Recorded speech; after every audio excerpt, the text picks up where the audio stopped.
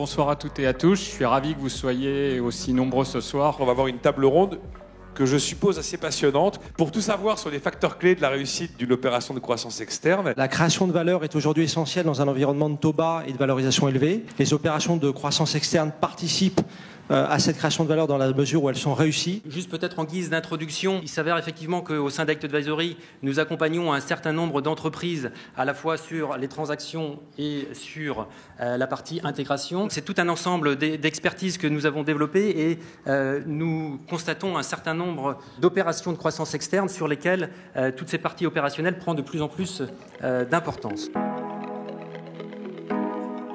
On est dans un milieu M&A actuellement qui est, je dirais, qualifierait de très très chaud. On a une année record en 2018. Les bilans sont très sains. Il y a beaucoup de capital à investir, près de 650 milliards de dollars levés par les fonds d'investissement qui ont besoin de trouver des cibles.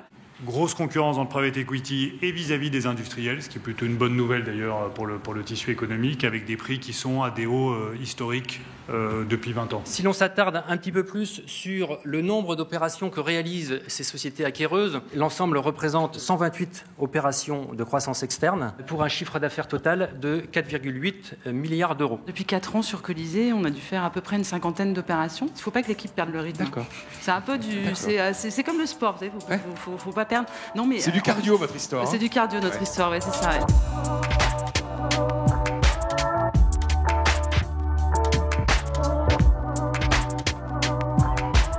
Le gros facteur de désastre, en général, c'est des temps entre signing et closing qui sont très très longs. Le délai moyen est de 3 mois, mais quand on commence à être sur des 6 mois, 9 mois, 1 an, ça, c'est véritablement problématique. Cette période d'incertitude qui est malheureusement un peu prolongée par les contraintes juridiques, il faut la réduire au maximum. Moi, je crois que c'est fondamental, dès le lundi, d'annoncer l'organisation aux équipes, parce que sinon, c'est anxiogène et c'est légitimement anxiogène. Plus vite vous expliquez aux gens ce qui va se passer, plus sincère vous êtes là, honnêtement, et mieux vous vous portez. Les gens préfèrent apprendre vite les mauvaises nouvelles. Ça s'appelle tout simplement du courage managérial. Hein. Est-ce que, systématiquement, vous allez être sincère et précautionneux ? Je ne voudrais pas être trop politiquement incorrect, mais je pense que la clarté est une vertu, et la transparence est une erreur. Vis-à-vis des équipes, il faut être tout à fait sincère.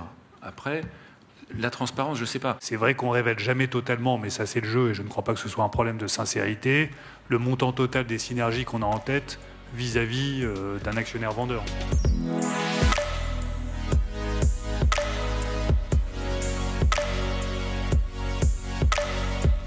Moi, je ne suis pas sûr qu'il y ait une seule culture monolithique dans une entreprise, surtout quand on a travaillé par acquisition. Ce n'est pas à l'acquéreur parce qu'il a eu de l'argent au moment où d'imposer sa vision aux autres. Il faut vraiment qu'il y ait un projet dans lequel tout le monde a sa place.